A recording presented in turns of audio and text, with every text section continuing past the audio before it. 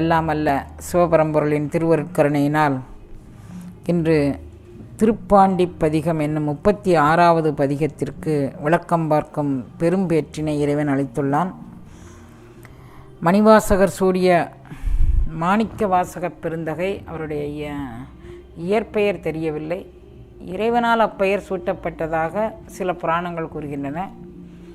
எது எப்படியாக இருப்பினும் மாணிக்க வாசகர் எழுதிய அந்த மாணிக்க பரல்களுடைய தாக்கம் அப்படியே ஒவ்வொரு யோகநிலை களஞ்சியங்களையும் யோகநிலை களங்களையும் யோக நிலையங்களையும் நமக்கு விரிவாக்கம் செய்கின்றன. திருப்பாண்டி பதிகம் காட்டும் யோக அனுபவம், இறைவன் உயிருண்ணிப்பத்தில் உயிருண்கின்ற எம்மானே அப்படிம்பாரு. உயிரை உண்ட எம்பெருமான் ஜீவபோதத்தை ஒழித்து சிவபோதம் தலைப்படச் செய்தான். கூற்றை வென்று ஆங்கு ஐவர் கோக்களையும் வென்று, அதாவது நமக்கு கூற்றை வெல்ல வேண்டுமானால் யமனை ஜெயித்து இரவாத நிலையும் பிறவாத நிலையும் பெற வேண்டுமானால் ஐவர் கோக்கள், இந்த பஞ்சாயர் ஐவர் என்னை வளைக்கின்றார் அப்படின்னு 5 பஞ்சமர்கள் நம்மளை வளைத்து பிடித்து கொண்டு கோபமாக வெகுளியாக தாபமாக ஏதோ ஒரு வகையில் நம்மளை அச்சுறுத்தி கொண்டிருக்கிறார்கள். அந்த ஐவர் கோக்களையும் வெல்லணும் அப்படின்னு சொல்லி ஒரு பதிவினை சொல்லி ஐவரையும் வென்ற ஒரு உயிரால் தான் யமதர்மனை வெல்ல முடியும். அப்படின்னா அந்த ஐவரையும் வெல்வது எப்படி அப்படின்னு சொன்னால், ஈண்டிய மாயா இருள்கட எப்பொருளும் விளங்க தூண்டிய ஜோதியை அப்படிங்கிறார். ஈண்டிய மாயா இருள்கட, இந்த உடலுக்குள் மாயை வயப்பட்டு இருள் சூழ்ந்துள்ளது. அந்த இருள் இருப்பதை இல்லாதது போல நினைக்கிறது, இல்லாததை இருப்பது போல நினைக்கிறது. அதுக்கு பேர் தான் மாயாஜாலம், கண்கட்டு வித்தைன்னு சொல்கிறாங்க. மூலபண்டாரம் வழங்குகின்றான் முந்துமினே, மூலபண்டாரமாக ஞான பண்டாரமாக கருவூலமாக இறைவன் அருள் அனுபவம் அளிக்கின்றான். அந்த ஞான கருவூலத்தை பெற்றுக்கொண்டு ஈண்டிய மாயா இருள்கட எப்பொருளும் விளங்க தோண்டிய ஜோதியை. இப்போ ஒரு விளக்கு ஏற்றி வைக்கிறோன்னா அந்த விளக்கினுடைய முன்பகுதி வெளிச்சமாக இருக்கும், பின்பகுதி நிழல் விழும். முன்னால் இருக்கக்கூடியதுக்கு நீங்கள் ஒரு ஃபோட்டோ எடுக்கணுன்னா கூட நீங்கள் முன்பகுதி எந்த பகுதியில் நிழல் விழுதோ அந்த பகுதியில் தாண்டி அடுத்த பகுதியிலேருந்து எடுத்தால் தான் அதில் விழும். அப்போது ஒரு சூரிய வெளிச்சம் வருகின்றதுன்னா சூரிய வெளிச்சத்துக்கு நேரம் நடந்து போகும்போது அதுக்கு எதிர்முனையில் தான் நிழல் விழும். இப்போ இருளை நோக்கிய பயணமாக நாம் புறப்பட்டு போய்கிட்டு இருந்தோன்னா அந்த இருளை நோக்கிய பயணத்தில் நம்மளுடைய நிழல் முன்னக்கூட்டியே போகும். வெளிச்சத்தை நோக்கிய பயணமாக நம்ம போய்கிட்டே இருந்தோன்னா வெளிச்சத்தில் நம்மளோட இருள் பின்னோக்கியே போகும். அப்போ எப்பொருளும் விளங்க தூண்டிய ஜோதியை, எதுக்காக வேண்டி ஈண்டிய மாயா இருள்கட வெளிச்சத்தை நோக்கிய அருள்வொளி திருவை நோக்கிய நமது பயணம் சென்றால் இந்த நம்ம ஐவர் மயக்குகின்ற அந்த அஞ்சு கல்வர்களையும் நிறுத்திவிட்டு நாம் முன்னேறி செல்லலாம் ஒளிப்பயணத்தை நோக்கி. எப்பொருளும் விளங்க தூண்டிய ஜோதி, இந்த ஜோதி உலகியல் ஜோதி மாதிரி விளக்கு ஏற்றி வச்சோன்னா அந்த விளக்குக்கு பின்பக்கம் இருட்டு விழுற மாதிரி முன்பக்கம் வெளிச்சம் இருக்கிற மாதிரி உண்டான ஜோதி அல்ல. இந்த ஜோதி எப்பொருளும் விளங்க. அதனால தான் இதுக்கு அடுத்து சென்னிப்பத்தில் சொல்கிறாரு, என் சென்னிமன்னித்துகளுமே வட்ட மாமலர்க்கணம் என் சென்னிமன்னித்துகளுமே அப்படிங்கிறார். அப்போ தலையை சுற்றி வட்ட மாமலராக சென்னிமன்னும் அனுபவமாக வரக்கூடியது இந்த ஜோதி தான். அது இந்த உடலுக்குள்ளே மாயை கடந்து எதை நம்மளாக ஒரு கற்பனை பண்ணிக்கிறோம். யாரோ நம்மளை ஏதோ சொல்லிக்கிட்டதா மாதிரி, யாரோ நம்மளை ஏதோ செய்தா மாதிரி நம்ம ஒரு கற்பனை பண்ணிக்கிறோம். அப்போ ஈண்டிய மாயா இருள்கட அந்த கற்பனையை விட்டு வெளியேறி பேரண்ட நாயகனை நோக்கிய ஒளிப்பயணத்தை நோக்கி நம்ம போனோம்னா அந்த ஒளிப்பயணம் என்ன செய்யும்? எப்பொருளும் விளங்க செய்யும். மாயை எது, மாயை இல்லாது எது, எதை அடைந்தால் நாம் நிறை அனுபவத்தை நோக்கி பயணிக்கலாம், எதை நீக்கினால் நிறை அனுபவத்திற்கு தடையாக உள்ளது அவைகளை நீக்க வேண்டும் அப்படிங்கிறத அந்த மாயா இருள் கெடுவதற்கு அந்த ஜோதியை தூண்டி விட்டோமானால் அந்த ஜோதியை நமக்கு வழிகாட்டும். அதை யார் தூண்டுவது, எப்படி தூண்டுவது? பிராண அபான வாயுக்களை நான் எவ்வாறு எனக்குள் எழுஜோதியாக பார்ப்பது அப்படிங்கிறத ஞானதேசிகன் சுட்டி காட்டாமல் ஒருவருக்கும் அனுபவம் சித்திக்காது. இப்போ ஞானதேசிகன் எங்களுக்கு எப்படிமா சுட்டி காட்டுவான்? எங்களுக்கு எந்த வழியில் நீங்கள் படிக்கிற புத்தகம் மூலமாக கூட இந்த ஞானதேசிகன் வருவதற்கு சந்தர்ப்பம் இருக்கிறது. அருளாளர்கள் எப்போவும் எந்த குழந்தையாவது ஒரு குழந்தை இந்த அருள்வழிக்கு திரும்பாதான்னு ஏங்கிக்கிட்டு இருக்கிறாங்க. அவர்கள் எந்த உருவிலாவது ஒரு உருவில் வந்து இந்த அருளடியவர்களை ஏற்றுக்கொள்வார்கள். நான் ஏற்கனவே உங்களுக்கு சத்சங்கத்தில் இந்த கதையை சொல்லியிருக்கிறேன். புலிச்சாமியார் இந்த புலிகளை எல்லாம் அடக்கி ஆண்டு அவர் வரும்போது புலிச்சாமியார் வீட்டு முன்னால் ஒரு காட்டில் இருக்கக்கூடிய ஒரு ஞானி வந்து புலிச்சாமியாருடைய தந்தையை கூப்பிட்டு, உன்னுடைய பையன் வனத்தில் மேயக்கூடிய புலியை அடக்கி ஆள்வதற்காக வேண்டி இவ்வளவு விசித்திரமான அனுபவங்களை பற்றி அவன் ஒவ்வொரு நேரமும் தோண்டி தோண்டி பார்த்து கொண்டிருக்கின்றான். அந்த வனத்தில் அடையும் புலி யாருக்கும் எந்த தீங்கும் செய்யவில்லை. அவனுடைய மனமாகிய வனத்தில் அடர்ந்த காடு புதர் மாதிரி ஒளிந்து கொண்டிருக்கிறது. அந்த காட்டில் திரியும் புலிகளை அடக்கச் சொல். அப்படி அடக்கினால் அவன் ஒரு வீரன். அதை விட்டுட்டு எங்கேயோ ஒரு வனத்தில் அடையக்கூடிய புலியை அது யாருக்கும் அவங்க தீங்கு செய்கிறதில்லை. அது பசிச்சா யாரையாவது எதிர்ப்பட்ட மிருகங்களை அடித்து சாப்பிடக்கூடியது. அதை தேடி தேடி போய் உன் மகன் அடிக்கிறான, இவனுடைய உள்ளத்துக்குள்ளே தேடி தேடி வந்து எந்த புலி நம்மை வந்து வஞ்சனை செய்கின்றது, எந்த புலி நம்மளுக்கு சூதாக கவ்வுகின்றதுன்னு பார்த்து நீ அவனை அதை அடிக்க சொல் அப்படின்னு அவர் சொல்கிறார். அது மாதிரி நம்ம மனசுக்குள்ளே புகுந்து எப்பொருளும் விளங்க மாயா இருள் கட்டு போகும்படியாக எப்பொருளும் விளங்கும்படியாக தூண்டும் ஜோதியை நாம் கண்டுபிடித்து அந்த ஞானதேசிகன் மூலமாக நாம் பெற்றுக்கொண்டு அல்லது நல்ல புத்தகங்கள் மூலமாக படித்து கொண்டு நான் எப்பொருளும் விளங்கும்படியான ஒரு நிலைக்கு உண்டான அந்த ஜோதி அனுபவத்தை நான் பெற வேண்டும்னு நம்ம சரணடைந்தோம்னா, வழங்குகின்றாய்க்கு உன் அருளார் அமுதத்தை வாரிக்கொண்டு அவன் தருவான். அது எப்படிப்பட்ட அனுபவம் அப்படின்னு சொன்னால், அழிவின்றி நின்றதோர் ஆனந்த வெள்ளத்து இடை அழிவித்து. இதுக்கு முன்னால் வந்து நான் மிதந்த போது அடிப்பகுதி கெட்டு போகாமல் மேல் பகுதி பூஞ்சை பெற்றி இருந்தது. இப்போ இறைவன்கிட்ட நான் சரணடைய ஈண்டிய மாயா இருள் கெட வேண்டும், தூண்டிய ஜோதியை நீயே வந்து எனக்கு தூண்டித்தர வேண்டும் என்று வேண்டிக் கொண்ட போது இறைவன் அந்த தூண்டும் ஜோதியாக அவன் வந்தான். என்னுள் எழு பரஞ்சோதியாக மூலக்கணலிலிருந்து எழுந்து உடல் வெளி கடந்த ஒரு அனுபவத்தை எனக்கு கற்றுக் கொடுத்தான். அது என்னை எவ்வாறு பரிணாமம் செய்தது என்றால், அழிவின்றி நின்றதோர் ஆனந்த வெள்ளத்து இடையளித்து. இந்த ஆனந்த வெள்ளம் அது அப்படியே இடைக்குள்ளே புகுந்துக்கிடுச்சு. இப்போ ஒரு உயிர் இப்படி இருக்குது, ஆனந்தமான வெள்ளப்பொருள் இப்படி மூடிக்குச்சு. அதை தான் அவர் சொல்கிறாரு, நீ கரங்குவிவார் உண்மைகளும் கோண்கடல்கள் வெல்க, சிறங்குவிவார் ஒங்குவிக்கும் சீரோன் கடல் வெல்க. கரத்தை குவித்தோமானால் சிரத்தில் அந்த கடல் அனுபவம் நமக்கு வரும். அப்போ யான் எனது என்பது கெட்டு போச்சுன்னா, யான் எனது என்பதை நாம் அறுத்து விட்டோமானால், பணிவு நமக்கு வந்ததானால், உருக்கம் நமக்கு வந்ததானால், கரங்குவிவார் உள்மைகளும், யார் கரத்தை குவித்து நிற்கிறார்களோ அவர்கள் உள்ளத்திற்குள் மகிழ்ந்து நிற்கக்கூடியவன் இறைவன். அவன் அழிவின்றி நின்றதோர் ஆனந்த வெள்ளத்து இடையளித்து அது மிதந்து போக விடாது, அதை முழுமையாக முழுகும்படியாக அந்த ஆனந்த வெள்ளத்தை பாய்ச்சி கழிவில் கருணையை காட்டி கடிய வினை அகற்றி பழமலம் பற்றறுத்து நம்மை ஆண்டு கொண்டான் பாண்டி பெரும்பதமே. அப்போ பாண்டி பெரும்பதம், தென்பாண்டி நாடு, தென்னாடுடைய சிவன், இவைகளெல்லாம் சிறுநெடு சிற்றம்பலம் ஒரு பொருள் தரக்கூடிய பல சொற்கள் அப்படின்னு நம்ம கொண்டுக்கலாம். பெருந்துறை அனுபவத்தை பற்றி சொல்லும்போது, பெருந்துறை அனுபவம் சிறுநெடு சிற்றம்பலத்தில் இறைவன் கடல் அனுபவத்தை பதித்தவுடன் அந்த கடல் அனுபவத்தை உள்வாங்கி கொண்ட உயிர் சதாவும் அந்த மோன ஆனந்தத்தில் ஞானானுபூதியில் நிற்பதை பெருந்துறை அனுபவம்னு பதிவு செய்கிறார். சிறுநெடு சிற்றம்பலம்னா என்ன, பெருந்துறைனா என்ன அப்படின்னு பார்க்கும்போது, கடல் அனுபவம் அகண்ட வியாபகமான அந்த கடல் தன்னை சரணடைந்த உயிரினுடைய சிரசில் பதிக்கக்கூடிய தான் உச்சித்துளை வழியாக ஊசி முனை அளவாக அது உள்ளே பதிக்கக்கூடிய அருட்கருணைக்கு இந்த பேர். அப்போ அந்த பெருந்துறைங்கிறது அந்த இடம், அதில் பெறக்கூடிய அனுபவங்கிறது தனி. அப்போ பெருந்துறை அதனுடைய அனுபவம் இவைகளெல்லாம் நாம் பெற்றுக்கொண்டு அந்த அனுபவத்தில் அப்படியே தோய்ந்து மூழ்க வேண்டும். அப்படிங்கிறதுனால அழிவின்றி நின்றது ஓர் ஆனந்த வெள்ளத்து இடையழிவித்து கழிவில் கருணையை காட்டி கடிய வினை அகற்றி பழமலம் பற்றறுத்து நம்மை ஆண்டு கொண்ட பாண்டி பெரும். அப்போ பழமலத்தை எந்தெந்த பிறவிகளில் நாம் செய்து வந்த கர்மாக்கள் மிச்சம் இருக்குதோ அந்த வினைப்பதிவுகள், கடிய வினை, எல்லா உயிரும் வினை சம்பந்தப்பட்டதுனால தான் தாய் வயிற்றில் பிறந்திருக்கு. அருளாளர்கள் கூட அவங்களுக்கு ஏதோ ஒரு மண்ணே நின் சீர் மறப்பித்து இவ்வூனே புகை என் தன்னை நோக்கி உழல பண்ணி வச்சுட்டார். சீர் மறந்த குற்றம்ங்க ஒரு வினை அந்த உயிருக்கு இருக்க போய் தான் மீண்டும் பிறந்திருக்கு. அப்போ யாரும் வினைப்பதிவு இல்லாமல் பிறக்கலை. அப்போ அந்த வினைகளை எல்லாம் அகற்றி இறைவன் நம்மை ஏற்றுக்கொள்ள வேண்டும் என்பதான ஒரு விண்ணப்ப பகுதி இந்த திருப்பாண்டி பதிகம்ங்கிறது. தூண்டிய ஜோதிங்கிறது நம்முள் தூண்டப்படக்கூடிய ஜோதி. அதை என்னுள் எழு பரஞ்சோதின்னு பிற இடங்களில் சொல்லியிருக்கிறாரு.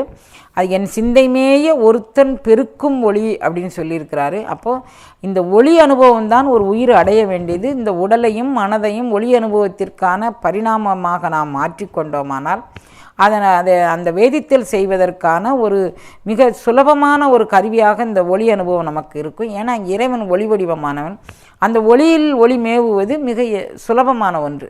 ஆனால் அதே ஒளி இருட்டுக்குள்ளே போச்சுன்னா இருளை மட்டும் விளக்குறதுக்கு அது பயன்படுமே தவிர கலத்தலுக்கு அது பயன்படாது. அப்போ நாம் இருளை விளக்குவதோடு மட்டுமல்லாமல் கலத்தலுக்கும் நாம் தயாராக வேண்டும். துன்பம் நீக்கம் பெற்ற உயிர் இன்ப அனுபூதி பெற்றதாக களிப்படைவது போல் ஆயிடக்கூடாது. துன்பம் நீக்கமும் பெற வேண்டும், இன்ப அனுபூதியும் நிறை அனுபூதியும் நாம் பெற வேண்டும். துன்பம் ரொம்ப முட்டு வலிக்குது, ரொம்ப கால் வலிக்குது, ஒரு கேன்சர் பேஷண்ட்டு அந்த கேன்சர்லேருந்து அது விடுதலை ஆகிட்டுன்னு உடனே அப்பாடா இங்கே வலிச்சுது அங்கே வலிச்சுது அங்கே வலிச்சுது இதிலேருந்து விடுதலை ஆகிட்டோம் அப்படிங்கிறது அது துன்பம் நீக்கம். ஆனால் இன்ப அனுபூதிங்கிறது நிறை அனுபவம். அதில் சலனமே கிடையாது. துன்ப நீக்கத்திற்கான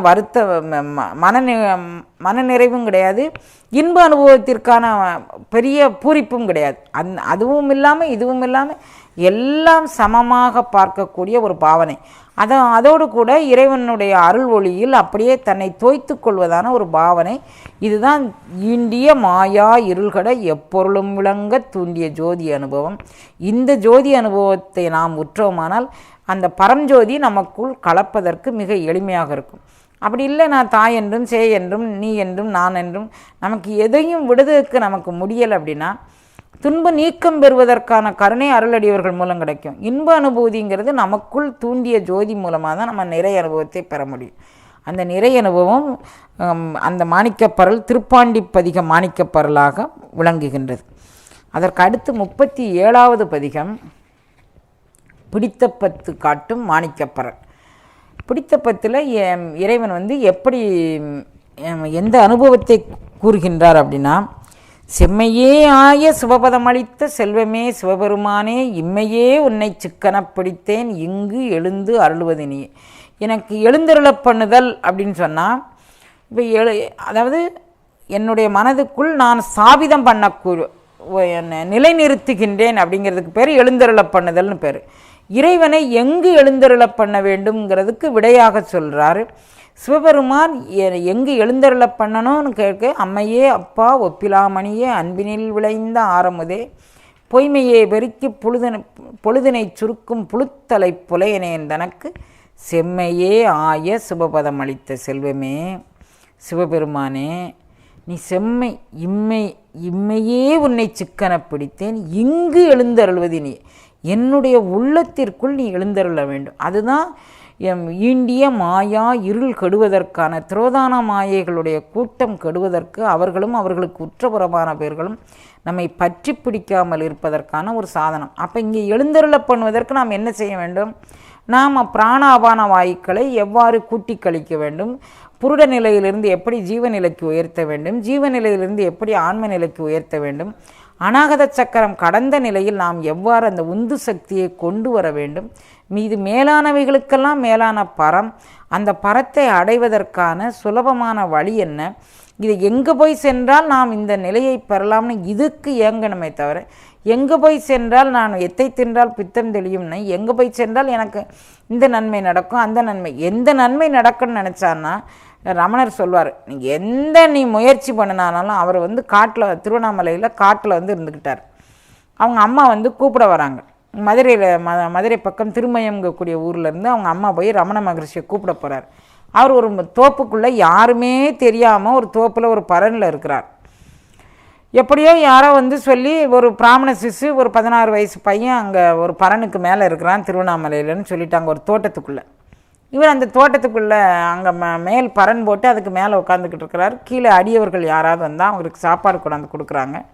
அந்த ஊரில் அவர் யார் அவருக்கு தோட்டம் கொடுத்தாரோ அந்த ஆளை அவருக்கு சாப்பாடு கொடுக்குறாங்க. எப்படியோ அந்த அம்மா கேள்விப்பட்டு தன்னுடைய பையனான பார்ப்பதற்காக வேண்டி திருவண்ணாமலை வந்துட்டாங்க. திருவண்ணாமலையில் வந்தோடனே அவர் மௌனமாக இருக்கிறார். மௌனமாக இருக்கிற ஒரு சீட்டு எழுதி கொடுக்காரு. எந்த முயற்சி செய்தாலும் நடவாதது நடவவே செய்யாது. எத்தடை செய்யலும் நடப்பது நடந்தே தீரும். அவர் ஒரு சீட்டு எழுதி கொடுத்தார். உள்ளது 40ங்கக்கூடிய பகுதியில் இந்த கருத்தையும் வச்சு எழுதியிருக்கிறார். அப்போ எந்த முயற்சி செய்தாலும் நடக்காதது நடக்கவே செய்யாது. எந்த மாதிரி தடை பண்ணினாலும் நடப்பது நடந்தே தீரும். இது ஒரு விதி. அப்போது நடப்பது நடக்கட்டும் அப்படின்னு நம்ம விட்டுக்கிட்டு இருந்தோம்னா இறையருளை பெறுவதற்கும் அதே விதி பொருந்துமானா பொருந்தும். எப்போ பொருந்தும்னு கேட்டிங்கன்னா, எந்த அசைவும் இல்லாமல் எந்த சலனமும் இல்லாமல் என்னை தேடி நான் பசித்தால் புசிக்கும் வண்ணம், வேர்த்தால் குளிக்கும் வண்ணம் என்னை தேடி எந்த அருள் வருகின்றதோ, எந்த உணவு வருகின்றதோ அதை நான் ஏற்றுக்கொள்கின்றேன்னு நம்ம சாப்பாட்டுக்காக வேண்டி, தூக்கத்துக்காக வேண்டி, உடைக்காக வேண்டி, உறவுகளுக்காக வேண்டி நாம் ஓடி ஓடி ஓடி ஓடி போகாமல் நாம் இருக்கிற இடத்துல இருந்தோன்னா இதுக்கு அது பொருந்தும். இறைவன் தகுதி பார்த்து பிச்சை போடுவான். அப்போது நாம் அந்த முயற்சியில் இல்லாமல் இருக்கும்போது நாம் இதுக்கு முயற்சி பண்ண தான் செய்யணும். நாம் சாப்பாட்டுக்காக வேண்டி ஓடும்போது, துணிக்காக வேண்டி ஓடும்போது, நகைக்காக வேண்டி ஓடும்போது, ஏதோ ஒரு பொருளுக்காக வேண்டி ஓடும்போது இதுக்காக வேண்டி நம்ம ஓடி தான் ஆகணும். அப்போ அதனால் அவர் சொல்கிறாரு, செம்மையே ஆய சிவபதம் அளிக்க வேண்டுமானால் இம்மையே சிக்கனை பிடிக்கும்னா அடுத்த பிறவியில் பிடிச்சிக்கிறோமா, இந்த பிறவியில் எனக்கு வேண்டாம் அப்படின்னா கடந்த பிறவில் முன்னை வினை முழுதும் ஓய உரைப்பன் யான். நான் திருவாசகத்தை எதுக்கு உரைக்கிறேன்னா, முந்தை வினை முழுதும் ஓய உரைப்பன் யான். எனக்கு கடந்த பிறவியில் உண்டான வினைப்பயன் பாக்கியிருக்கிறதுனால நான் இந்த பிறவியில் இந்த திருவாசகத்தை முழுமையாக உரைக்கின்றேன். அதனால் நான் கூட இப்போ திருவாசகத்தை மீண்டும், ஏற்கனவே திருவாசகம் 658 பாடலுக்கு விளக்கம் சொல்லியாச்சு. இப்போ இன்னொருக்கு இதை மாணிக்க பரல்களை அவங்க சொல்ல வச்சுருக்காங்கன்னா, இன்னும் என்னுடைய வினை ஓயவில்லை. நான் 2-3 தினங்களாக எனக்கு சிந்தனை இப்படியே ஓடுது. நான் நைட்டில் 1:30 மணிக்கு எழுந்திரிச்சு உட்காந்துருக்கேன். முந்தை வினை முழுதும் ஓய உரைப்பன் யான் அப்படின்னு பாடினார். அவரையே நாம் ஞான குருவாகவும் ஞான தேசிகனாகவும் அவரையே அடையக்கூடிய பொருளாகவும் நம்ம கருதி நம்ம வாழ்க்கையை ஓட்டியிருக்கிறோம். அப்போ இன்னும் வினை ஓயலை. எனக்கு ரொம்ப ஒரு ஆசை, அது பேராசையாக கூட இருக்கலாம்.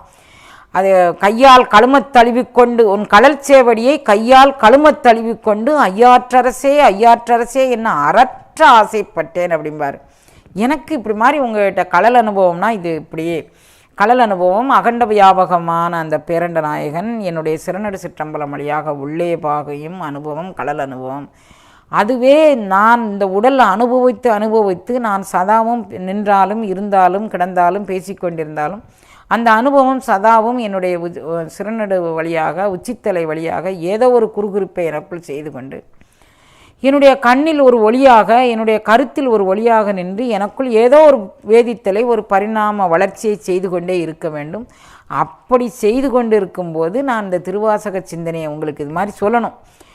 பொய்யனேன் அகம் நகப் புகுந்து அமுதூரும் முன் புதுமலர் கடல் இணையடி பிரிந்திருந்தும் கையனேன் இன்னும் செத்திலேன் அப்படின்னு சொல்லணும். அந்த நேரத்துக்குள்ளே எம்பெருமான் அந்த சிறநடு சிற்றம்பலம் வழியாக புகுந்து கரையன்னு நினச்சேன். நடக்கலை. அப்போ முந்தை வினை முழுதும் ஓய உரைக்கலவளுக்கு நான் இப்போ நீங்கள் அடித்து அக்காரம் தீற்றிய அற்புதம் அறியேனே அப்படிம்பார். நீங்கள் இன்னும் கொஞ்சம் சொல்லுங்கம்மா, இன்னும் கொஞ்சம் சொல்லுங்கம்மா. நீங்கள் சொல்ல தான் நான் நினைக்கல. எம்பெருமான் என்னை அடித்து அக்காரம் தீட்டுகின்றான். இதில் தோய நீ எவ்வளோ தோயிறன்னு பார்க்குறேன். மேலே பூஞ்ச காலம் வந்திருக்கோ என்னவோ தெரியல, அதனால் தோயும் கரணையும் அவன் செய்கிறான் அப்படின்னு தான் நான் நினைக்கிறேனே தவிர நீங்கள் ஏதோ வேலை வாங்கிட்டீங்க நான் செய்கிறேன்னு நினைக்கல. எனக்கு முந்தை வினை இன்னும் ஓயவில்லை, அதுதான் காரணம். அப்போ நான் இம்மையே சிக்கனை பிடிக்க வேண்டும். எதற்காக வேண்டி நான் பொய்மையே பெருக்கி பொழுதனை சுருக்கும் புழுத்தலை புலையனேன் தனக்கு செம்மையே ஆய சிவபதம் அளிக்க வேண்டுமானால் இம்மையே சிக்கனை பிடிக்க வேண்டும். இந்த நிமிஷத்திலிருந்து நானும் குறைஞ்சபட்ச சிக்கனை பிடிப்போம். கடந்து போன பிறவிகள் எப்படி வேணா இருக்கட்டும், கடந்து போன காலங்கள் எப்படி போனா இருக்கணும், புலர்ந்து போன காலங்கள் அது புலர்ந்தே போகட்டும், அதை பற்றி நமக்கு பிரச்சனை இல்லை. இப்போ இந்த நொடி நான் இம்மையே சிக்கனை பிடிக்க வேண்டும். அப்போ பொய்மை பெருக்கக்கூடாது, பொழுதை சுருக்கக்கூடாது. அந்த பொழுதை நான் எனக்கு எம்பெருமானை அடைவதற்கு சாதனமான பொருளாக சாத்தியமான பொருளாக நான் மாற்றிக்கொள்ள வேண்டும். அது மாதிரி நான் பிடிக்க வேண்டும். அப்படி பிடிச்சா என்ன கிடைக்கும் என்பதை உறுதியாக சொல்கிறார். புன்புலால் ஆக்கை புரை கனிய பொன்னெடும் கோயிலாய் புகுந்து நின்று.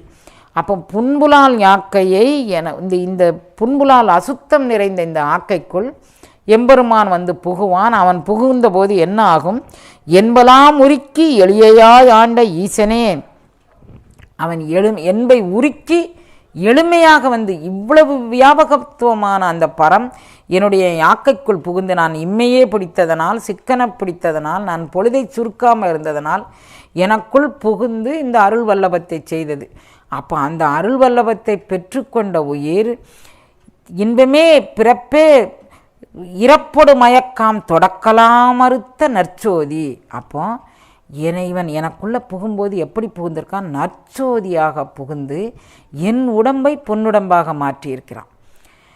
அப்போ இந்த உடம்பை பொன்னுடம்பாக மாற்றக்கூடிய சாதனம் ஜோதிமயமான அந்த இறைவன், அவனை ஜோதி உருவாக எனக்குள் ஏன்று கொள்ளுதல். அந்த ஜோதி நற்சோதி. ஜோதின உடனே நீங்கள் ஏதோ ஜோதி பக்கத்தில் திருவாசகம் புக்கத்தான் நான் கொண்டு வைக்கிறோமா, ஆனால் ஜோதி சுடுதே அப்படின்னா, நான் திருவாசக புத்தகமாக பேப்பரில் எழுதுனதை கொண்டு வச்சோன்னா அது சுடத்தான் செய்யும்.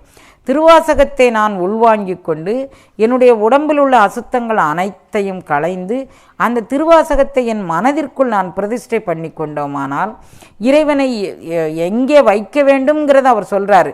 நான் பொன்னடும் கோயிலாக, இதுதான் கோயில், இந்த கோயிலுக்குள்ளே திருவாசகத்தை வச்சோம்னா அது ஜோதியாக இருந்து நல் ஜோதியாக இருந்து என்னுடைய உடம்பின் அசுத்தங்களை களைந்து என்னை மேல்நிலைக்கு ஏற்றும். அப்போ அந்த அநாகத சக்கரத்திற்கு மேல் நாம் செய்யக்கூடிய பயிற்சியும் முயற்சியும் சரணாகதியும் நம்மை மேல்நிலைக்கு ஏற்றும் என்பதான பதிவை சொல்லுவது பிடித்த பத்து காட்டக்கூடிய மிக பவித்திரமான ஒரு யோகநிலை களஞ்சியம். இது அந்தந்த பகுதிகளில் இந்தந்த பாடல்களுக்கு யோகநிலை விளக்கமாக நம்ம விரிவாக்கமாக பார்த்துருக்குறோம். அதை நீங்கள் அந்த பகுதியில் போட்டு பார்த்தீங்கன்னா தெரியும். இப்போ மாணிக்க மாலைகளில் மணிவாசகர் கொடுத்த அந்த மாணிக்க பரல்களில் ஒவ்வொரு பரலை எடுத்து இந்த பரல் என்ன சொல்லுது, இந்த ஒவ்வொரு முத்து பரல்னால் ஒவ்வொரு முத்து, அந்த முத்து என்ன சொல்லுது, அந்த யோகத்தினுடைய பொலிவாக அந்த முத்துக்கள் என்ன பேசுகின்றன நம்மளோடுங்கிறதுக்காண்டி அங்கொன்றும் இங்கொன்றுமாக சில சொல்லாடல் தான். அது முழு பொருளாக முழு பாடலாக நான் சொல்லலை. அங்கேருந்து ஒரு சொல்லு, இங்கேருந்து ஒரு சொல்லு. அப்போ துன்பம் வந்தாலும் சரி இன்பம் வந்தாலும் சரி தொடக்கலாம் அறுக்க வேண்டும். பிறவிங்கிறது தொடராமல் அதை வேறொடி மண்ணும் இல்லாமல் அறுக்க வேண்டும். அதுக்கு நற்சோதியாக இம்மையே சிக்கனை பிடிக்க வேண்டும், இதயத்திற்குள் எழுந்தருள பண்ண வேண்டும்ங்கக்கூடியதான ஒரு மாணிக்க ஒரு யோக நிலைகளை இதில் விளக்குகின்றார். அப்படிங்கிறது வரைக்கும் பார்க்கலாம்.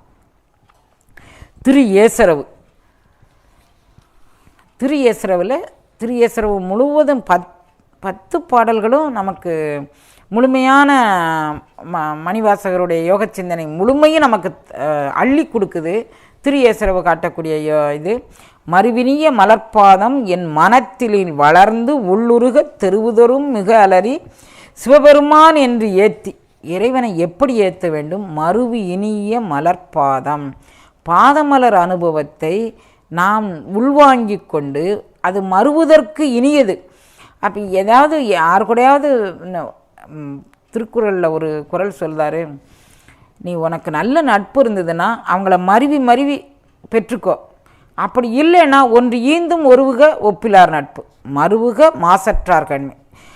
துன்பமில்லாதவர்களுடைய கேண்மையை நட்பை மறுவுக மாசற்றார் கண்மை.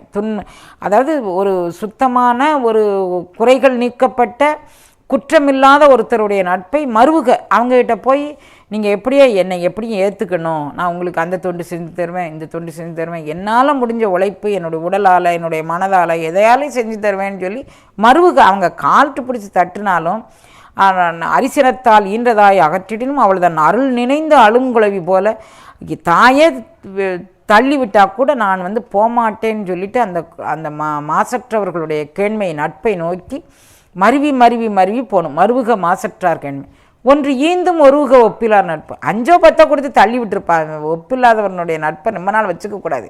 இவன் கொஞ்சம் ஒரு மாதிரியான சிந்தனை உள்ளவன்னா அந்த நட்பை தள்ளி விட்டுரு அப்படிங்கிறாரு. அப்போது மறுவதற்கு உரியது மலர்பாத அனுபவம், அது வளரக்கூடியது. எப்படி வளரும் அப்படின்னா, இப்போ பாதமலர் அனுபவம் அவர் சொல்கிறாரு, வெள்ளத்தனைய மலர் நீட்டம் மாந்தர்தம் உள்ளத்தனையது உயர்வு. இதுவும் திருக்குறளில் ஒரு குறள்.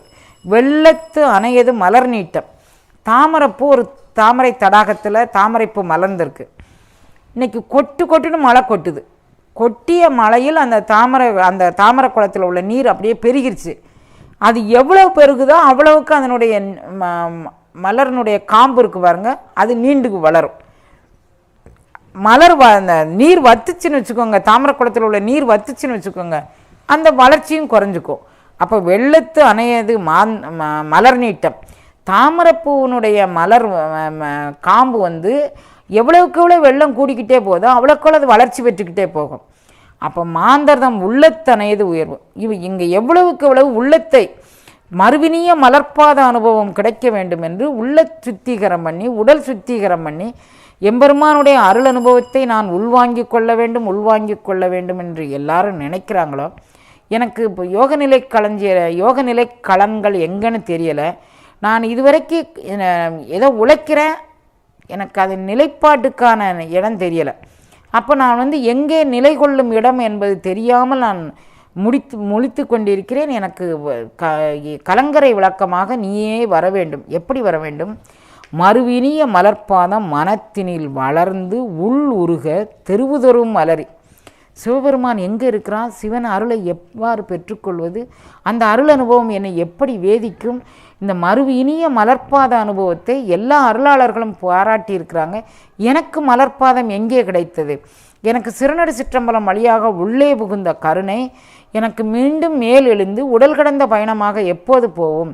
அப்படி ஒரு அருள் அனுபவத்தை நான் பெற்றுக்கொண்டு அதற்கு உரிய நபராக, அதற்கு தகுதியான நபராக என்னை ஆக்கிக்கொள்வது எப்போது அப்படின்னு வேண்டுதது இந்த திருஏசரவில். அப்படி வேண்டினால் உங்களுக்கு என்ன கிடைக்கும்? நாங்கள் வந்து பொன் வேண்டினா அதுக்கான உழைப்பு உழைக்கிறோம், பொருள் வேண்டுனா அதுக்கான உழைப்பு உழைக்கிறோம். மறுவினிய மலர்ப்பாதம் எங்கே பெறுவது, எப்படி வாங்குவது அப்படின்னு சொன்னால், சரணடைந்த உயிருக்கு இறைவனே கருணை பண்ணுவான். நானேயோ தவம் செய்தேன் சிவாய நம எனப்பெற்றேன். மலர்ப்பாத அனுபவத்தை பெற்றுக்கொண்டால் சிவாய நம எனப்படக்கூடிய ஒரு ஒளிவண்ண திருமேனியாக நாம் விளங்குவோம். அப்போ நான் வந்து ஒளிவண்ண திருமேனியாக ஆகணும்னா நான் மலர்ப்பாத அனுபவம் பெறணும். மலர்ப்பாத அனுபவம் சோமசூரிய அக்னி கலைகளை நெறியாக பயில வேண்டும். அந்த நெறியாக பயின்றால் வாசி எங்கே போகின்றது, எங்கே தட்டுகின்றது. இந்த இடத்துல எனக்கு வாசி தட்டுது, இதற்கு மேல்நிலை பெறக்கூடிய அனுபவம் எனக்கு தெரியவில்லை. என்னுடைய உடலை நான் செம்மைப்படுத்த வேண்டுமா, உயிரை செம்மைப்படுத்த வேண்டுமா, என்னுடைய உணவை செம்மைப்படுத்த வேண்டுமா, நான் அடையக்கூடிய அருள் நிலையங்கள் என்ன, அதை நான் எவ்வாறு பெறுவது அப்படின்னு கேட்டால், தளர்ந்தேன் அடியேன் தமியேன் போற்றி களம் கொளக்கருத அருளாய் போற்றி. களம் அது நிலை பெறும் இடம் எதுங்கிறத இறைவனே குருவாக வந்து நமக்கு காட்டித்தரும். அப்போ நமக்கு அதுக்கான சரணாகதி வேணும். மறுவினிய மலர்ப்பாதம் என் மனத்தினில் வளர வைக்க வேண்டும். சாதாரண தெப்பக்குளத்தில் கிடக்கிறது பஞ்சபூதங்களில் ஒன்று குளம், அதில் வளரக்கூடியது பூவு. அதுவே வெள்ளம் வந்து நிரம்பின உடனே தன்னுடைய மலரை வளர்த்துக்கிடுது. அப்போ பாதமலர் அனுபவங்கக்கூடியதை பெற்றுக்கொண்டால் அந்த உயிர் எவ்வளோ வளரும் நீங்கள் நினச்சி பாருங்கள். அந்த வழங்குகின்றாய்க்கு உன் அருளார் அமுதத்தை வாரிக்கொண்டு விழுங்கினோன்னா அந்த வெள்ளத்து அணைய மலர் நீட்டமாக நமது அருள் அனுபவம் வளரும். அந்த வளர்ச்சி தான் வளர்கின்ற கருணையை நின் கையில் வாங்கி கொண்டு இப்பால் மிளிர்கின்ற என்னை விட்டிடிது கண்டாய். அது வளரக்கூடிய கருணை, உடல் கடந்து வளரக்கூடிய கருணை.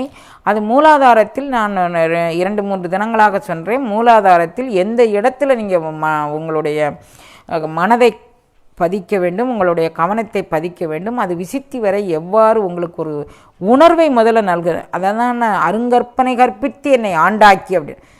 இந்த உணர்வு எனக்கு அனுபவமாக எவ்வாறு வரும் அப்படிங்கிறத நீங்கள் கற்பனை பண்ணிக்கிட்டிங்கன்னா, அந்த உணர்வு அனுபவமாகும்போது இது கடந்த அனுபவத்திற்கு நான் எவ்வாறு போவேன் அப்படின்னா, அப்போது இந்த மலர் அனுபவம் எப்படி வெள்ளத்தனைய மலர் நீட்ட மாதிரி வளர்கின்ற கருணையை கையில் வாங்கி கொண்டு, அப்போ வளரும் கருணையை பற்றியான வளர்ச்சியை நமக்கு இறைவன் காட்டி கொடுப்பான். உடல் கலந்து வளரும் அனுபவத்தை அந்த நம்மளுடைய வீணாதண்டில் பயிலக்கூடிய அந்த யோகத்தின் மூலமாக உடல் கடந்து பெறக்கூடிய அனுபவத்தை இறைவனே உணர்த்தி தருவான். அதற்கு நானேயோ தவம் செய்தேன் சிவாய நம எனப்பெற்றேன் அப்படின்னு. அந்த சிவாய நம எனப்பெற்றேங்கிறது என்னுடைய உடல் ஒளிவண்ணமாக ஆகியது. தேனாய் இந்நமுதமுமாய் தித்திக்கும் எம்பெருமான் தானே வந்து என் உள்புகுந்தான். அப்போ அவன் தானே வந்து உள்புகக்கூடிய ஒரு அருள் நிலை அது. அந்த அருள் நிலையத்தான் என்னுடைய சிந்தை மேய ஒருத்தன் பெருக்கும் மொழி. நான் வந்து என்னெல்லாம் என்னுடைய ஒளி வண்ணம் எப்படி ஆச்சு அப்படிங்கிறத சிந்தை அந்த கரணங்களை முதல்ல சுத்திகரம் பண்ண தெரிஞ்சுக்கணும். அந்த கரண சுத்தி வந்து புறக்கரண சுத்தி இல்லாமல் அகக்கரண சுத்தி வராது. நீரால் அமையும் புற தூய்மை, அப்போ மன தூய்மை எதனால் அமையும்? புற தூய்மை குப்பை கிடந்ததுன்னா தண்ணி விட்டு கழுவி விட்டு அழிஞ்சிடும். இப்போ மன தூய்மை எதனால் அமையும்? இந்த பயிற்சியும் முயற்சியினால் தான் அமையும். அந்த பயிற்சியும் முயற்சியும் ஞானதேசிகன் சுட்டி காட்டினால் பெறக்கூடியது இந்த யோக நிலை. மீதி எல்லா பயிற்சி முயற்சிகளும் பாடம் படிக்க சொல்லித்தரோம், ஆனாவனா சொல்லித்தரோம், ஏபிசிடி சொல்லித்தரோம், அல்லது ஃப்ரெஞ்சு சொல்லித்தரோம், லாட்டின் சொல்லித்தரோம், என்ன மொழி சொல்லித்தந்தானாலும் எதற்கும் பயிற்சியும் முயற்சியும் இல்லாமல் அந்த மொழிகளை பயில முடியாது. ஆனால் இவைகள் உரை கடந்தது, உணர்வு கடந்தது, சொல்லற்கு அரியவனை பற்றியது, சொல்லும் பொருளும் இறந்தது, இவை பற்றி பயிற்சி முயற்சியும் இல்லாமல் எப்படி படிக்க முடியும்? இந்த அனுபவத்தை இறைவனை சரணடைந்து நாம் பயின்று கொள்ள வேண்டும். அந்த சரணாகதிக்கான பயிற்சியை விளக்குவது திருவாசக யோக நிலையங்கள் அப்படின்னு சொல்கிறார். இப்போ புலம்பலில் நீங்கள் எங்கே மனதை நிலைநிறுத்த வேண்டும்? குற்றாலத்தானே குறி என்று நிலைநிறுத்த வேண்டும் அப்படிங்கிறார். குற்றாலத்து அமர்ந்துரையும் கூத்தன்கிறது அநாகதத்தை மையமாக கொண்டு பயிலக்கூடிய நிலையம். அதுதான் நிலையம். குற்றாலம் அதான் குற்றாலம். கூத்தன் அங்கே தான் நடனம் ஆடுறான். அதற்கு மேல்நிலை நடனத்தை அதையே குறியாக கொண்டு ஊத வேண்டும். குற்றாலத்து அமர்ந்துரையும் கூத்தா உன் குறைகளற்கே, நீ பாதமலர் அனுபவம் தரும் இடம் எதுவோ அதை நோக்கியே நான் ஊத வேண்டும். குற்றாலத்து அமர்ந்துரையும் கூத்தா உன் குறைகளற்கே, நான் எப்படி அந்த பாதமலர் அனுபவத்தை நோக்கி நான் செல்ல வேண்டும் என்றால் கற்றா மனம் போல கதறியும் பதறியும். அப்போ கன்றையின்ற தாய்ப்பசு மாதிரி குற்றாலத்து அமர்ந்துரையும் கூத்தா உன் குறைகளற்கே கற்றாவின் மனம் போல கசிந்து உருக வேண்டும். நான் இந்த நிலையை எப்போது பெறுவேன்னு கசிந்து உருக வேண்டும். அந்த உருக்கம், அந்த குற்றாலத்தை குறியாக கொண்டு ஊதும் உயிருக்கு அந்த உருக்கம் கிடைக்கும். உன்னை எழுகின்ற தீயை முன்னே கொண்டு சென்றிட்டால் மெழுகாய் உருகும். உருக்கம்தான் யோகத்தின் பொலிவு. அப்போ அந்த உருக்கத்தின் மூலமாக அதனால் எல்லா இடங்களையும் அழுது அடியடைந்த அடியவர் அப்படின்னே மணிவாசக பெருந்தைக்கு ஒரு பேர். அப்போ இந்த மனம் உருக்கம், உடல் உருக்கம், உணர்வு உருக்கம் இவை மூலமாக பெறக்கூடியது மணிவாசகருடைய யோக சிந்தனை. அந்த யோக சிந்தனை மூலமாக நமது உடலையும் மனதையும் செம்மைப்படுத்தி கொண்டோமானால் அந்த செம்மை கற்றா மனமன கதறியும் பதறியும் மற்றோர் தெய்வம் கனவிலும் நினையாது. மற்ற எந்த தெய்வத்தையும் கனவில் நினைக்க வேண்டாம். ஏன்னா இது குற்றாலத்தை குறியாக இருந்து ஊதக்கூடியது. வேற புறத்தில் எங்கேயோ போய் ஒரு தெய்வம், மற்றோர் தெய்வம் உண்டென்றும் அந்த இவர்களை கண்டு அற்றவரை கண்டால் அம்மனாம் அஞ்சுமாறு. வேறொரு தெய்வம் எங்கேயோ இருக்குங்கிறது கற்றைவார் சடையம் அண்ணல் கண்ணுதல் பாதமண்ணி மற்றோர் தெய்வம் உண்டன் என்னும் அற்றில்லாதவரை கண்டால் அம்மனாம் அஞ்சுமாறு. அப்போ எங்கோ இருப்பதாக நினைத்து கொண்டு நாம் தேட வேண்டாம். நமக்குள்ளே இருக்கக்கூடிய ஒளிமயமான அந்த இறைவனை நமக்குள்ளேயே ஊதும் பயிற்சி மூலமாக, உய்யும் நெறியின் உயிர்ப்பு மூலமாக நாம் தெரிந்து கொள்ள வேண்டும். அதற்கு இவ்வாறெல்லாம் நாம் அழுது தொழுது கன்றையின்ற தாய்ப்பசி மாதிரி அலம் திரிஞ்சோன்னா நமக்கு இந்த அருள் அனுபவம் கிடைக்கும் என்பதை விளக்குவது திருப்புலம்பல் காட்டும் யோகப்பரர். சிவா சிவா சிவா. குலாப்பத்து எல்லா பதிகத்திலுமே அந்த கரணங்களை தூய்மை பண்ணுங்கள். அந்த கரணங்களை புறக்கரணங்கள் கூட இப்போ கண்ணை துடைக்கணும்னா ஒரு வெந்நீர்லேயோ அல்லது குளிர்ந்த நீர்லேயோ ஒரு பஞ்சை தொட்டு கண்ணை துடைச்சிக்கலாம். இதுலேயோ அழுக்கு இருந்ததுன்னா ட்ராப் சொட்டு கழுவிக்கலாம். புறக்கரணங்களை ஏதோ சுத்திகரம் பண்ணி காதில் ஏதோ ஒன்று வச்சு காதை இது பண்ணிக்கலாம். மூக்கு எல்லாத்தையும் புறக்கரணங்கள் தூய்மை ஆகிக்கணும். அகக்கரணங்களை எப்படி தூய்மைப்படுத்துவது? ஏதோ எப்போதோ பார்த்த ஒரு நிகழ்வை மனதில் அசை போட்டு கொண்டே இருக்கும். அந்த கண் எப்போதோ கேட்ட குரலை காதில் அசை போட்டு கொண்டே இருக்கும். அகக்கரணங்கள் எப்போதோ முகர்ந்து பார்த்த மனத்தை மூக்கு அசை போட்டு கொண்டே இருக்கும். அப்போ அந்த கரணங்களை அகக்கரணங்களை எப்படி சுத்தி பண்ணுது? புறக்கரணத்தை ஏதோ கொண்டு சுத்தி பண்ணிக்கலாம், நீரால் அமையும் அது.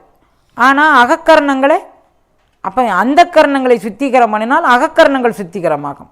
அந்த கரணங்கள் மனம் புத்தி சித்தம் அகங்காரம். அப்போ சிந்தைதனை தெளிவித்து சிவமாக்கிங்கிறது அந்த நிலைப்பாட்டை சொல்கிறாரு. அந்த இதில் திருப்புலம்பல்ல சிவா குலாப்பத்து பரல்ல என்ன சொல்கிறாருன்னா, செம்மை மனத்தால் திருப்பணிகள் செய்வேனுக்கு. செம்மை மனம் அந்த கரணம்ங்கிறது செம்மை மனம். அந்த கரணம் 4ல் மனம் 1. இந்த மனதை செம்மையாக ஆக்க வேண்டும். அப்போ தான் செம்மையே ஆய சிவபதத்தை பெறுவதற்கு மனம் செம்மையாக இருந்தால் சிவபதம் செம்மையானது. சிவபதம் செம்மையானதை பெற்றுக்கொள்ள மனதை செம்மையாக வைத்தோன்னா கலத்தலுக்கு அது மிக சுலபமானதாக இருக்கும். அதனால் செம்மை மனத்தால் திருப்பணிகள் செய்வேனுக்கு அப்படின்னு சொல்கிறார். அப்போ நம்ம எல்லோரும் செம்மை மனம் கொண்டிருந்தோம்னா இறைவன் தானே வருவான். அப்படி எப்படி வருவான்னா, நம்பும் என் சிந்தை நணுகும் வண்ணம். நான் கொம்பில் அரும்பாக போய்விடக்கூடாது. பயிற்சி பண்ணக்கூடிய ஒரு ஜீவன். நீங்கள் பார்த்தீங்கன்னா நிறைய பேர் இப்போ நம்ம ஊரில் இந்த இவருடைய கதையை நான் உங்களுக்கு நிறைய தடவை சொல்லியிருப்பேன். ஒரு வடகரைங்கக்கூடிய ஒரு இடத்துல, நம்ம ஊர் பக்கமாக தான் ஒரு சின்ன கிராமம் அது. அந்த வடகரைங்கக்கூடிய கிராமத்தில் இருக்க ஒருத்தர் 6 தொலி எனக்கு கலண்டுருச்சுமா, நான் பயிற்சியும் முயற்சியும் பண்ணி என்னுடைய உடலை பொன்னுடலாக மாற்றப்போகிறேன், இந்த சரீரத்தை கொண்டு நான் எத்தனை தோலா தங்கனாலும் நான் உற்பத்தி பண்ண முடியும், நான் அது மாதிரி போகிறேன் அப்படின்னு அவர் சொல்கிறார். அப்போ அத்தனை தோலா தங்கமும் பெறக்கூடிய அளவிற்கு இவர் மனதை பண்படுத்துகின்றார், இவர் உடலை பண்படுத்துகின்றார்னா கடினமான பயிற்சி, கடினமான முயற்சி. சரணாகதி கிடையாது. என்னுடைய பயிற்சி என்னை வாழ வைக்கும், என்னுடைய முயற்சி என்னை வாழ வைக்கும். அதெல்லாம் எல்லாம் சரிதான். எப்படி பயிற்சி முயற்சி வாழ வைக்கும்னா, நாம் உழைத்தால் உறுதி உண்டோ தான், உழைப்புக்கு உறுதி உண்டு. ஆனால் இது பெறக்கூடிய பொருள் பேரண்ட நாயகன். அந்த பேரண்ட நாயகனை பெறுவதற்கு நம்ம என்ன உழைச்சிட முடியும்? சாதாரணமாக 1 கிலோ தங்கம் வாங்குறதுக்கே எவ்வளவோ காலம் பெற முடியும். இவன் ஒளிவண்ண திருமேனியானவன், இவனை வாங்குவதற்கு நம்மளால் உழைக்க முடியுமா? அப்போ சரணாகதி பண்ணி என்னை தகுதிப்படுத்து அப்படின்னு சொல்லி வேண்டாமா, அவர் அப்படியே சொல்லுவார். நான் சொல்லுவேன், ஐயா நீங்கள் கொஞ்சம் சரணாகதி பண்ணால் பரவாயில்ல அப்படின்னு சொல்லுவேன். சரணாகதி உங்களை மாதிரி பயிற்சி செய்ய தெரியாதவங்களுக்கு, முயற்சி செய்ய தெரியாதவங்களுக்கு சரணாகதிமா? இரவும் பகலும் நான் ஊனை உருக்கி உயிரை உருக்கி நான் பயிற்சி பண்ணிகிட்டு இருக்கேன். நான் எதுக்கு சரணாகதி பண்ணணும்? என்னுடைய பயிற்சி எனக்கு வெற்றி தரணும். 6 தொழில் உறிஞ்சிருச்சுமா. அங்கே பாருங்கள், அப்படி ஒவ்வொரு தடையும் இங்கே கடைச்சரக்குகள், மூலிகைகள் இதெல்லாம் வாங்க வருவார் நம்ம ஊருக்கு. வந்தவர் 1 மணி நேரம், 2 மணி நேரம், 3 மணி நேரம் நேரம் போக தெரியாமல் சித்தர் பாடல்கள் அது இது எல்லாம் பேசுவார். எனக்கு அது ஒரு இன்ட்ரெஸ்டிங் சப்ஜெக்டு. நான் அவர் பேசும்போது எனக்கு ஒரு ஆர்வமான ஒரு இதை நான் ரொம்ப ஆர்வமாக கேட்டுக்கிட்டு இருந்தேன். இங்கேருந்து போய் வடகரையில் போய் பஸ் ஸ்டாண்டில் போய் இறங்குறதுக்குள்ளே இறந்து போயிட்டாருன்னு தகவல் வருது. இன்னும் 1 தோல் தான் மிச்சம் இருக்குன்னு வேறு சொல்லிட்டு போகிறாரு. எனக்கு 6 சட்டை கலண்டுருச்சு, இன்னும் 1 சட்டை தான் கலல வேண்டியது. இந்த பாடல்கள்லாம் 7 சட்டை கலலன்னு போட்டிருக்குன்னு போகர் 7000 அது இதுன்னு நிறைய திருமூலர் எல்லாம் கொண்டாந்து காமிச்சு, மேற்கோள்லாம் காமிச்சு எல்லாம் செய்வார். மாற்று சமயத்தை சார்ந்தவர். ஆனால் அவருக்கு சித்தர் பாடல்களில், இந்த பிடிப்பாக, இந்த மூலிகைகளில், சித்த வைத்தியத்தில் ரொம்ப நம்பிக்கை கொண்டவர். இது எல்லாத்தையும் கடைசி ஒன்றுமே செய்யலை. இந்த கதையை நான் சொல்லியிருப்பேன் உங்களுக்கு. இங்கே ஒருத்தர் இந்த நம்ம பாய்ஸ் ஸ்கூலுக்கு எதிர்ப்பக்கம் உள்ளவர், அவங்க அண்ணன் டாக்டர், இவர் தமிழ் பண்டிட்டு, யாருக்கும் நான் அடிமையாக வேலை செய்ய மாட்டேன்னு, இந்த ஊரில் பாதி அவருடைய சொத்து தான். 45 வயசு வரைக்கும் நான் தொண்டுக்காக வேண்டி மட்டும்தான் நான் பிறந்திருக்கிறேன், வேறு எதுக்குமே பிறக்கலை அப்படின்னு சொல்லுவார். தொண்டு நெறி, தொண்டு நெறி, தொண்டு நெறி இப்படியே தான் சொல்லுவார். ஆனால் அது தூநெறியா என்னன்னு அவர் மனசுக்குள்ளே உள்வாங்கிக்கலையா அல்லது இறைவனுடைய சோதனையாக எனக்கு எதுவும் தெரியாது. 45 வயசில் அவர்கிட்ட பாடம் படிக்க வந்த ஒரு பொண்ணை அவர் திருமணம் பண்ணிக்கிட்டார். அப்புறம் அவங்களுக்கு 5 குழந்தைங்க. கடைசி வரைக்கும் அந்த இல்லறத்தில் இருந்து மாட்டிக்கிட்டு அவர் பட்ட கஷ்டத்தெல்லாம் பார்க்கும்போது எனக்கு அப்படியே ரத்த கண்ணீர் தான் வரும். இவ்வளவு வலிமை வாய்ந்ததா அந்த புலன்களும் பொறிகளும்? ஒரு 45 வயசு வாழ்ந்த ஒருத்தரை இப்படி விட்டுட்டார் அப்படின்னா எங்கே எது நடந்ததுங்கிறது நமக்கு தெரியாது. ஆனால் நான் இறைவனையும் நான் ஒருபோதும் நான் பழிக்கவோ குறை சொல்லவோ மாட்டேன். எந்த கர்மா தியரியோ எந்த வினைப்பயனோ எப்படி நடந்ததோ நமக்கு தெரியாத ஒரு விஷயம். அதில் போய் நான் மூக்க நுழைச்சிக்கிட்டால் என்னுடைய பயிற்சிக்கும் முயற்சிக்கும் அது இடையூறாக இருக்கும். ஆனால் இவங்கள்லாம் எனக்கு ஒரு குருநாதர்கள், வாழ்க்கையில் ஒரு வழிகாட்டிகளாக நான் கொள்வேன். நான் செய்திடுவேன்னு நினச்சேன்னா செய்ய முடியாது. கொம்பில் அரும்பாய் செடி வைக்கிறோம், மரம் வைக்கிறோம், அது கொம்பில் அரும்பாய் போயிடக்கூடாது. சரி, அதை கடந்து வந்துட்டேன். நான் மூலாதாரத்தில் எழக்கூடிய உணர்ச்சி சிதறல்களை நான் ஜெயித்து விட்டேன். 100 பங்கு ஆற்றலோடு அது கீழே இறங்கக்கூடியது. அதை 1000 மடங்கு ஆற்றலோடு மேலெழச் செய்த ஒரு பிராண ஜபம் நான் முடித்து விட்டேன் அப்படின்னு சொல்லிட்டு நான் அங்கேருந்து எழும்பிட்டேன். குவி மலராய், அதற்கு அடுத்து வரக்கூடியது அரும்பு மலராக போகும். கொம்பில் அரும்பாய், குவி மலராய், அதுக்கடுத்து பழமாக ஆகணும். காய் பிஞ்சு விட்டு பழமாக ஆகணும். இப்போ கொம்பில் அரும்பாகவும் உதிர்ந்து விடக்கூடாது, குவி மலராகவும் உதிர்ந்து விடக்கூடாது, காயாக உதிர்ந்து விடக்கூடாது. வம்பு பழுத்து என் சிந்தை மாண்டு விழாவன்னு. அப்புறம் வெம்பி பழுத்து போகக்கூடாது. காய் காய்க்கணும், அது முழு வளர்ச்சி பெறணும். முழுமையாக அது பழுக்க வேண்டும். அப்போது அது அரும்பாகவும் போயிடக்கூடாது, பூவாகவும் போயிடக்கூடாது, காயாகவும் போயிடக்கூடாது, நல்ல விளைச்சலாக ஆகி அது பழுக்க வேண்டும். அப்போ வம்பு பழுத்து என் சிந்தை மாண்டு விழா முன்னம் நம்பும் என் சிந்தை நணுகும் வண்ணம் நான் அணுகும் அம்பொன் குலாத்தில்லை ஆண்டானை கொண்டு. நான் இவ்வளவெல்லாம் நான் என்னுடைய பயிற்சியில் இவ்வளவு இடையூறுகள் இருக்குது என்பதை இறைவன் எனக்கு உணர்த்தி, நான் உதிர்ந்து போகாமல், நான் வெம்பி போகாமல் எனக்கு நிறை அனுபவத்தை தர வேண்டும் என்று வேண்டுவதான பகுதி குலாப்பத்து காட்டும் ஒரு யோக நிலைக்களன். அப்புறம் அற்புதப்பத்து காட்டக்கூடிய ஒரு பரல்.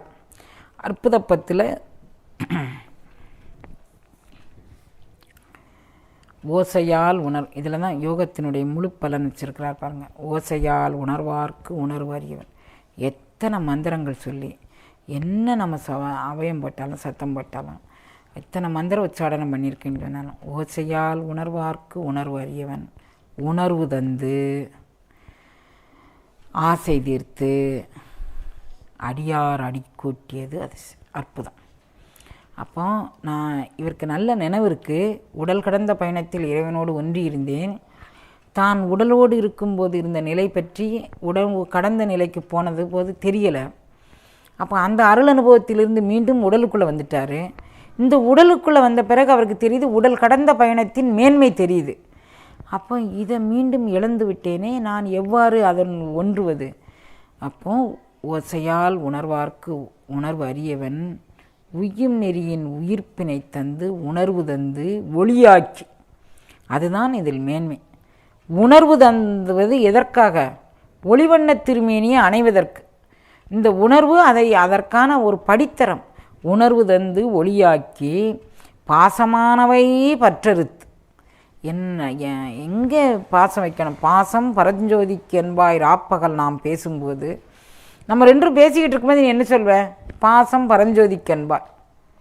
இரவும் பகலும் பேசிக்கிட்டு இருக்கும்போதெல்லாம் பேச்சில் சூப்பராக சொல்வேன். பாசம் நான் தான் அடிமை, எனக்கு நான் முழுமையான சரணாகதி. எப்படி? பாசம் பரஞ்சோதிக்கு என்பாய் ராப்பகல் நாம் பேசும்போது இப்போதார் அமளியின் மேல் நேசமும் வைத்தனையும். பெரிய பஞ்சு படுக்கையில் பெரிய கட்டிலில் போட்டு நல்ல நித்திரையில் நல்லா தூங்கிக்கிட்டு இருக்கியே, தூக்கம் இதுக்கு சத்துரு இல்லையா அருள் அனுபவம் பெறுவதற்கு? 7 மணி நேரம் சாதாரண உடல் உழைப்புடையவர்களுக்கு தூக்கம். யோகிகளுக்கு நாளுக்கு நாள் ஆண்டுக்காண்டு 1 மணி நேரம் தூக்கத்தை குறைச்சிக்கிட்டே வரணும். மொத்தத்துக்கு நாம் சமைச்ச உணவை சாப்பிடும் வரைக்கும் 2 அல்லது 3 மணி நேரம் தூக்கம் போதும்.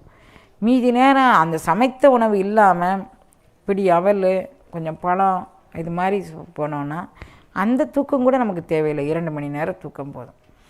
கொஞ்ச நாள் சாப்பிடாது இருந்தானா கூட அது சாப்பாடு இல்லாததே தூக்கத்தை குறைச்சிரும்.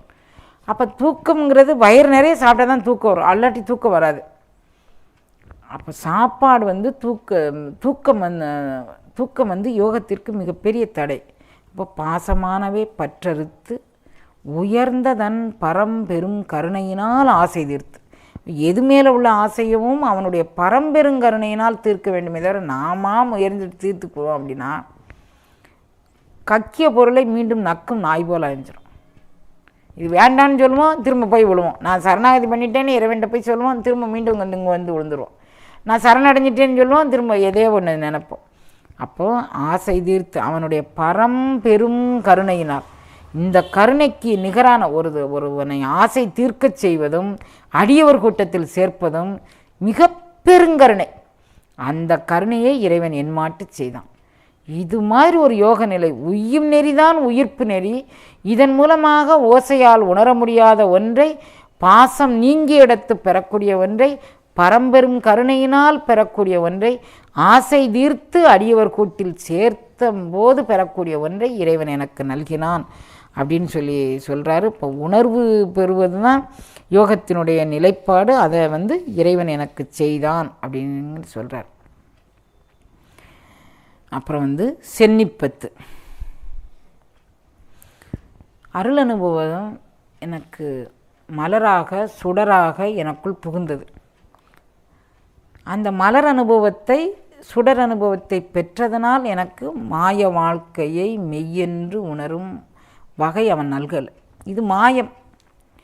அப்போ இந்த காயத்தை பற்றி கொண்டு உள்ள உணர்ச்சி சிதறல்களில் நான் நின்று விட்டேனானால் எனக்கு மாயை தொடர்பு அறுக்க முடியாது. இறைவன் எனக்கு அருள் அனுபவத்தை தந்தான். அறவே என்று அனாதையாக என்னை ஈர்க்க விடவில்லை, அருட்குழாம் புகவிட்டான்.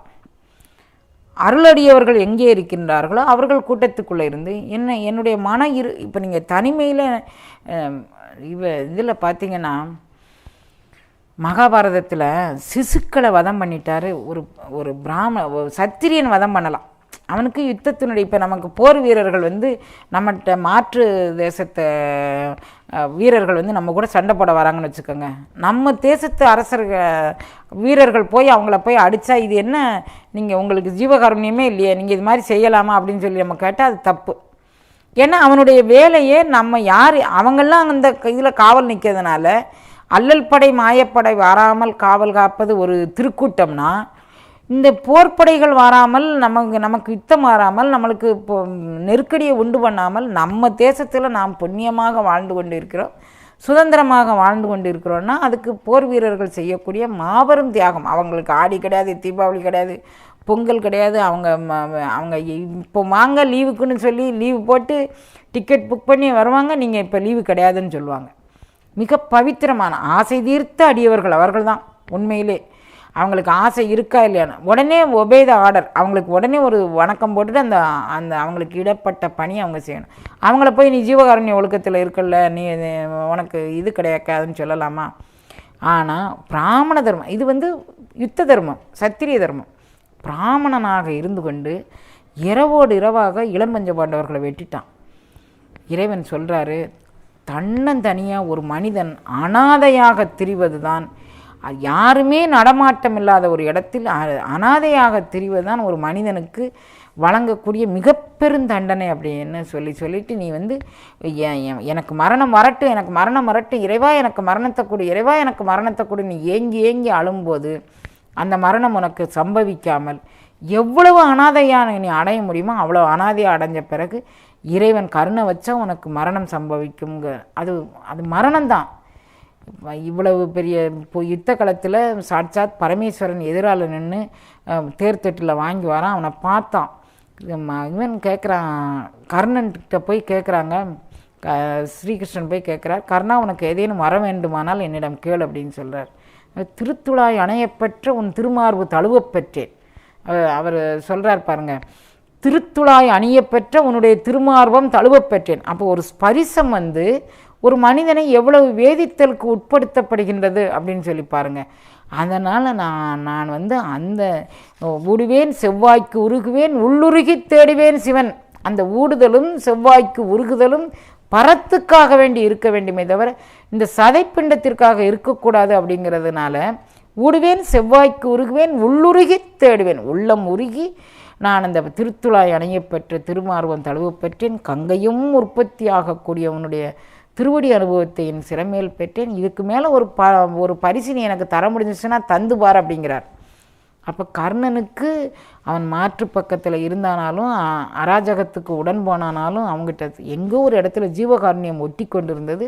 அது அவனை இறை பக்கம் சேர்த்து விட்டது. இவனும் மாற்று பக்கம்தான் இருந்தான். ஒரு அந்தணனாக இருந்து ஒரு இரவோடு இரவாக இளம் சீடர்களை கொன்னதுனால அவனுக்கு ஒரு நரக வாதனை அப்படின்னு சொல்கிறாங்க. அப்போ அறவை என்று ஒருத்தன் தன்னந்தனியாக அனாதையாக நின்னால் எவ்வளோ பெரிய தவிப்பு ஏற்படும் அப்படின்னு சொல்லி உங்களுக்கு புரிய வைப்பதற்கான ஒரு பாடம் இது.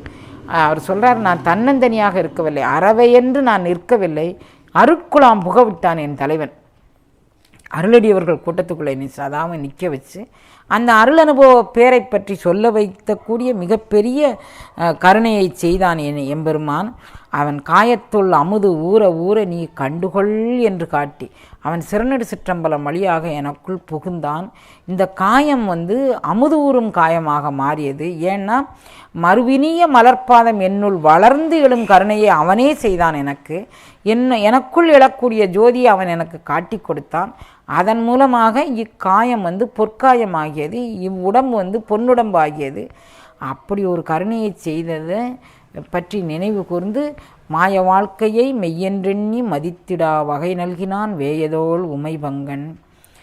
காயத்துள் அமுது ஊற ஊற நீ கண்டுகொள் என்று காட்டிய சேயமாமலர் சேவடி கண் என் சென்னி மன்னி சுடருமே. அப்போ இந்த அனுபவம் சென்னியில் மன்னக்கூடியது, அந்த அனுபவம் மலர் ஜோதியாக மிளரக்கூடியது. சாதாரண நெருப்பு நம்மை சுடும் தன்மையுடையது, இது மலரில் பூக்கக்கூடிய நெருப்பு.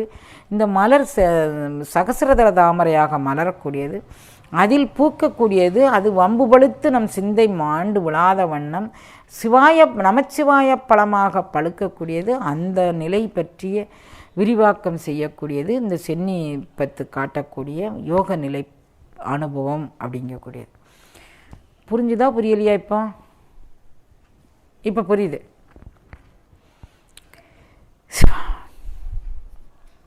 திருவார்த்தை பரல்.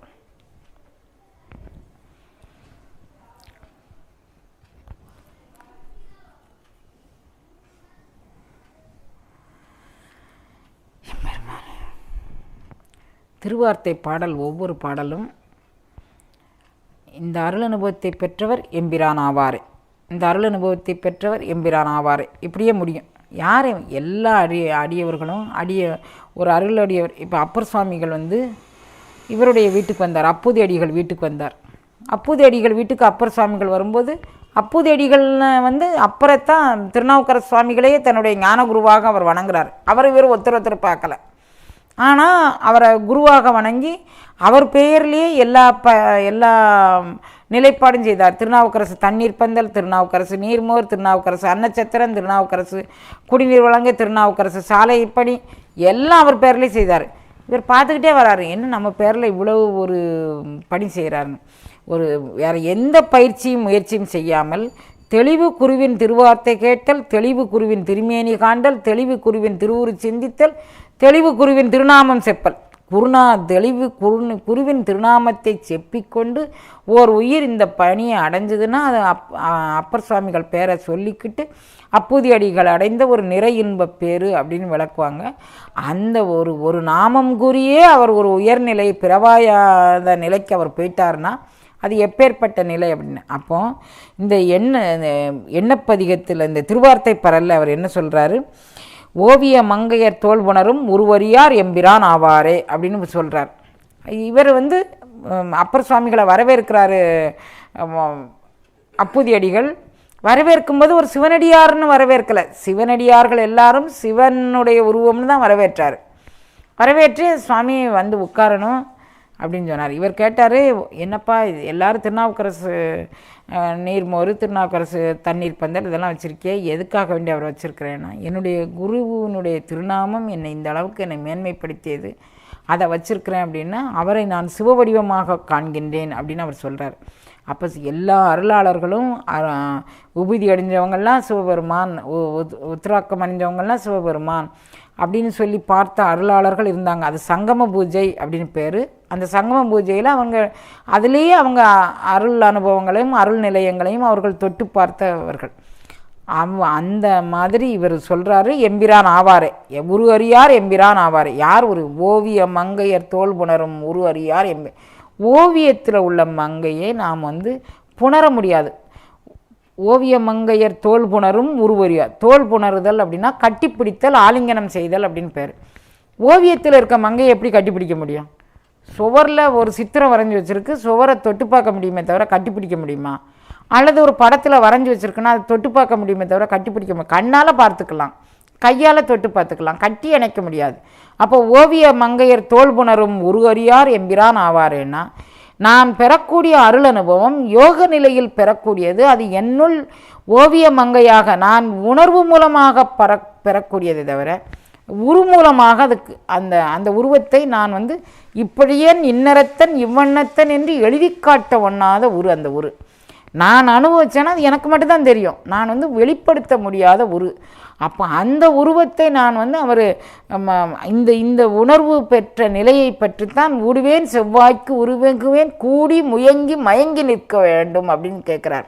அப்போ இந்த அருள் அனுபவமாக எனக்குள் மறுவினிய மலர்பாதமாக வளர்ந்த அந்த மெய்ஞான உணர்வினை, அந்த பாதமலர் அனுபவத்தினை நான் ஓவிய மங்கையாக நான் கண்டு, அது இதை இன்னும் இதாக சொல்லப்போனால் அழுகினி சித்தர் ஒரு பாடலில் சொல்வார், மாமன் மகளடியோ மச்சினியும் நீயடியோ. நான் அனுபவித்த அந்த அனுபவம் மாமன் மகளாக மச்சினியாக காமவலை என்னை கண்டொடுக்கும் போது, நான் என்னுடைய உணர்ச்சி வேகத்தினால் நான் தடுமாறும் போது நீயே உணர்வாக எனக்குள்ளிருந்து எனக்கு அருள் அனுபவமாக நீ வர வேண்டும்னு அவர் கேட்குறார். அது மாதிரி ஓவிய மங்கையர்னா ஏதோ ஒரு மங்கை இருக்கிறா, ஓவியத்தில் வரைஞ்சது அதை அவங்களுடைய இதை தோலை புணர்ந்தவர்கள்னு அதுக்கு ஒரு கதை சொல்லி இந்த ஊரில் இது நடந்தது, அந்த ஊரில் அது நடந்ததுன்னு சொல்லாங்க. இது உணர்வுங்கிறது நமக்குள்ளே எழக்கூடிய அருள் அனுபவ நிலை. அதோடு நம்மை பிணைத்து கொள்ள வேண்டும். வெளியே தெரியக்கூடிய அளவுக்கு இல்லை. இது மனதாலும் உணர்வாலும் பெறக்கூடிய அனுபவம். அந்தக்கரணங்கள் தூய்மையாகி சித்த மலம் அறிவித்த இடத்தில், செம்மை மனத்தால் திருப்பணிகள் செய்த இடத்தில் பெறக்கூடிய அருள் அனுபவம். இந்த அருள் அனுபவத்தை பெரியோன் ஒருவன் கண்டுகொள் என்று காட்டினால் நாம் காண முடியும். அதற்கிடையில் நாம் காண முடியாது. அவன் எங்கே கண்டுகொள் குறிக்கொள்கை என்று நான் அடியரில் கூட்டினான். நீ இந்த அருள் அனுபவத்தை பெற வேண்டுமானால் அருள் அனுபவம் பெற்ற அடியவர்கள் கூட்டத்தில் சேர்ந்து எங்கே குறிக்கொள்ள வேண்டும், எப்படி குறிக்கொள்ள வேண்டும்னு அவன் குறிக்கொள்ள சொல்கிற இடத்துல நின்று நீ குறிக்கொண்டு கொள் அப்படின்னு காட்டக்கூடியது. அதனால் ஓவிய மங்கையர் தோல்புணரும் உருவொரியார் எம்பிரான் ஆவாரேங்கிறது திருவார்த்தை கூடக்கூடிய யோக நிலை பலனாக உள்ளது.